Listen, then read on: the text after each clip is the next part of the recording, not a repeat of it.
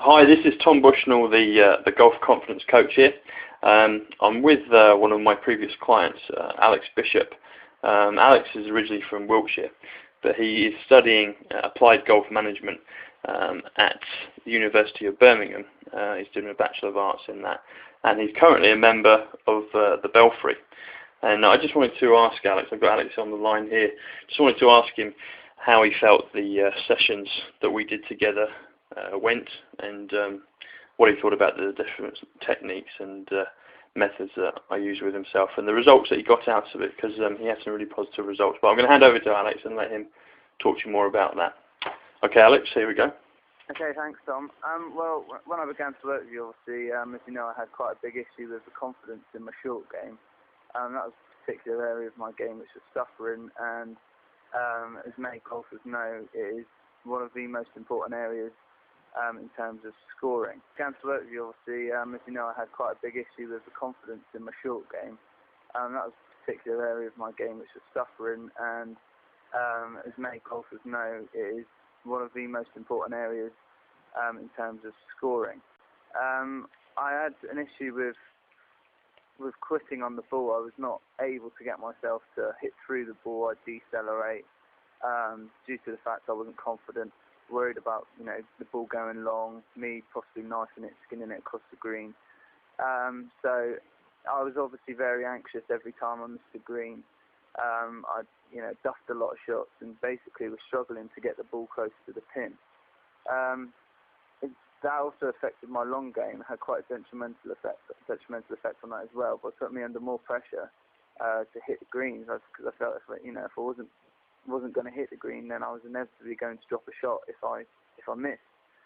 So each time I stepped up to say a long shot in with a 4-iron, or I was putting even more pressure on myself to hit the green, which was obviously leading to more anxiety and nervousness within my long game. So it transferred back to that.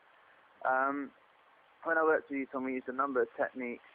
We used like the breathing techniques, used visualization, the use of being positive, increasing my confidence, positive self-talk, and sort of anchoring my good shots, so giving something for my mind to focus on, which helped me eradicate any negative thoughts I had when I was faced with a chip shot.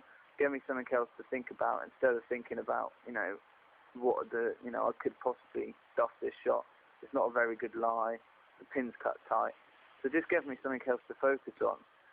And like the use of an anchor for me was the kind of something we worked on, was what I would do on the golf course if I was in a situation where I hold a good putt or I hit a good shot. And for me, that was a kind of a fist clench, and I'd say to myself, sort of get in there. Yeah. We use that to bring back that feeling of good positive feelings. Basically, whenever I was feeling a bit unconfident, I could use that sort of fist clench and say that to myself, and that sort of brought back the feeling of confidence. And you gave me the belief that I could, no shot on the course, whether it was long or was short, it was going to trouble me, which helped me to take away the the feelings of anxiety and nervousness, which I often experienced whenever I was faced with a difficult chip shot. I used to get very tense, and it didn't really matter how much I practiced on the practice range and the chipping around the chipping green. I could hit any chip shot, but when it come out onto the course, I'd start to analyse, what's the lie like, where's the pin cut, how much green have I got to work with, and I just created more pressure for myself. Yeah. Which didn't help my confidence. And I duffed one or two, and then for the rest of the round, there's always playing on your mind.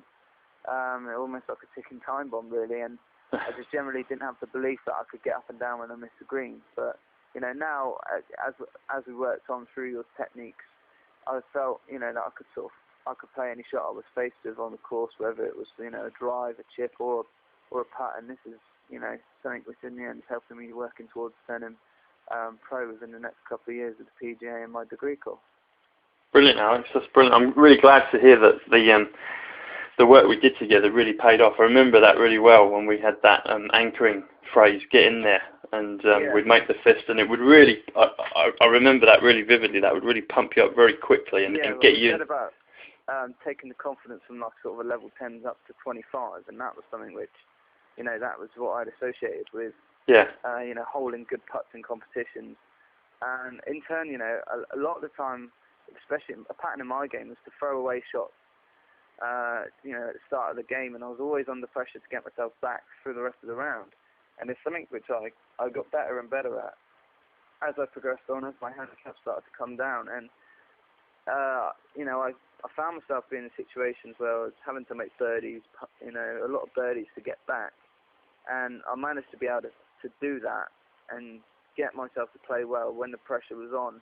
And just before I actually had to send away for just before I started university in the summer before, and they had to basically check all the golf sort of standard of golf and everything, I had to play a couple of medal rounds and I had to shoot fairly good scores. And I did in the end. You know, I dropped a couple of shots at the start, but I managed to get myself back. You know, although I started with the pressure on, and I played under the biggest pressure I'd ever played under. You know, I never felt so nervous. You know, because you know, my university career depended on it really. Yeah, sure. And you know, the use of the breathing, the visualising, and sort of feeling confident in myself, being able to take a shot on, it really helped. And at the end of the day, I got to where I want to be, and now it's just a case of moving on to the next step. Brilliant. That's excellent, Alex. I'm so pleased for you. And when I spoke to you today, you know, you're just playing at the Belfry earlier this afternoon, and it's just great to hear, you know, your success getting the score you needed to get into university. And like you say, now your aim is to turn pro in 1 or 2 years' time, which is really fantastic. So I'm really looking forward to seeing you on the tour, you know, and it would be great when I'll be able to see you on the tour and seeing you putting those long putts. I remember the one we did. I think it was where was it? I think it was on the 17th hole at Wentworth. I know yourself, Roy, and your dad were there, and the chip shot. Yeah.